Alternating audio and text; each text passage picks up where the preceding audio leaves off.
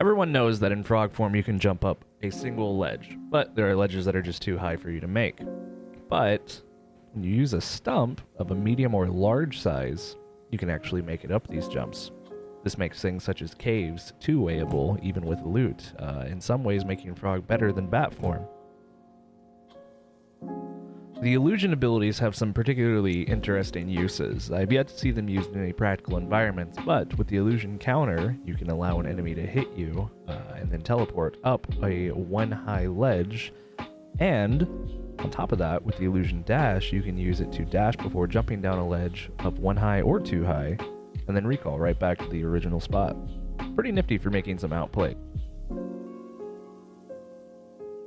The slasher Q has an interesting interaction. Normally it sends you forward and then returns you to your point of origin. However, if you Q into a solid object and it cannot send you forward, it instead tries to return you to where your point of origin would be if you went into the wall from max range, allowing you to boost yourself and maybe make some flashy escapes. Continuing on with dash interactions, you can actually boost your dash's distance with a shield or counter if activated in the middle of the dash. Both of them work, but I prefer using the shield as the counters do slow your movement speed, so you get more use out of it with the shield. But there are definitely plays to be made by dashing into your opponent and then whipping out a counter. Oftentimes it'll catch them completely off guard and you'll get a free counter off. Most dashes in the game have the ability to be procced twice. Under normal circumstances, it plays out as you dash, you basic attack, and the basic attack is empowered. However, if you time things nearly perfectly and click very slightly before dashing almost at the same time, you can proc it twice. This opens up a lot of damage potential in PvP situations. Did you know that dashing removes the chilled status effect?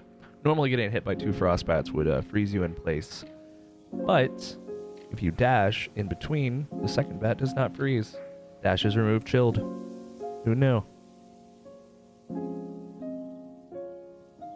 Moving on from the dash, you can actually free your duo partner from a lot of very sticky situations with Crimson Aegis. Crimson Aegis has a slight knockback to it, which opens up its uses to a wider range than most players would think. If your duo gets caught in that doomed spear queue, you can actually Crimson Aegis to knock them out of it.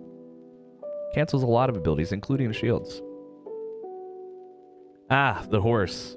Many of us choose to love our horse and never use it for anything other than roaming around, or we choose to treat it similar to our green partners in other games and use them as a boost to get to places we normally could not.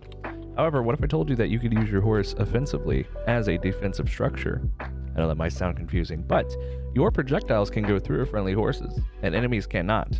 More players should start using horses as a way to get free volleys off while also being completely safe from being attacked. If you can heal, heal behind a horse. Less can be more in castle defenses. Sometimes it's not worth taking the extra spaces to honeycomb your base. If you can find a nice choke point to defend, that's the way to go. The most important layer in a defense is the first layer. As long as they don't destroy a single wall, they cannot use explosives and they can't basic attack your walls. So, you need to make sure that the only options they have to destroy are well defended. An example of how to defend that would be this setup right here. You have windows.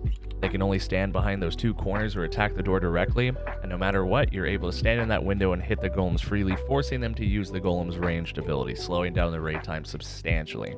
If you were to just honeycomb this castle, they would be able to melee the wall, speeding up the first layer very, very much.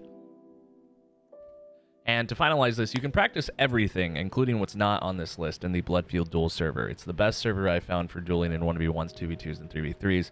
It's hosted by a really good community, and there are a lot of really good players, some of them being top 100 players in Stunlock Studios' previous game, Battle.Right, and Battle.Right Royale. So I really recommend you go. I'll put the IP to direct connect in the comments and the description.